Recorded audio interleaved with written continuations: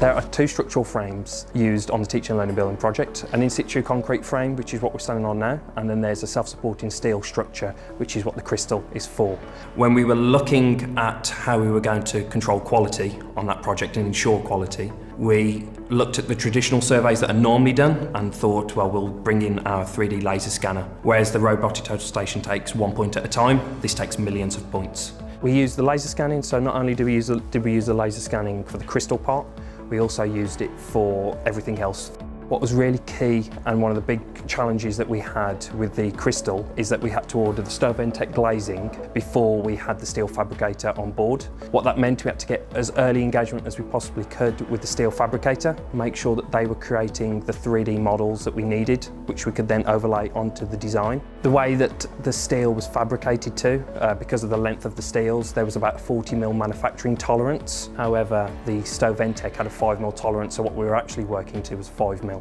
So we did laser scans. That means that we can then overlay that onto the design that the steel fabricator had done and then see what was actually installed on site. Is it what they actually designed, or has it been slightly moved? Next, the other kind of critical part was the Glulam Roof. So the Glulam Roof, I think it was designed in Germany, it was made in Austria, and then it was delivered to the University of Birmingham. So we had a separate model for the Glulam Roof, and it was that highly detailed. For example, the Glulam Roof even modelled the packers that then the Glulam sits on top of the steel, which then allows for the deflection.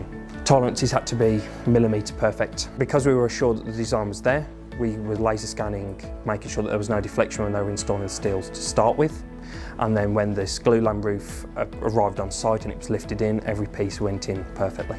Laser scanning is a great tool to be used. It's a really good audit check. One of the key benefits is kind of giving that built-in, the assurance. For the example of the crystal, because we've got virtually everything modelled, it allowed us to start trying to play construction rehearsals, so we could start to see how stuff was being built, what temporary works might we need to go around that to facilitate that work to be conducted. That meant that we managed to fit 730 unique sized pieces of glass right first time.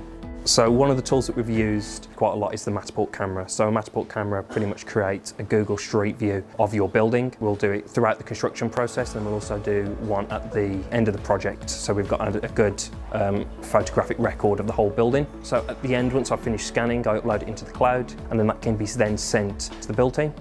Build team can then use it in their progress reporting when they're talking to their senior management directors, etc. And then that can also get sent to the university, so the university are also using it for their director of estates, etc., to actually showcase where we were at on the build.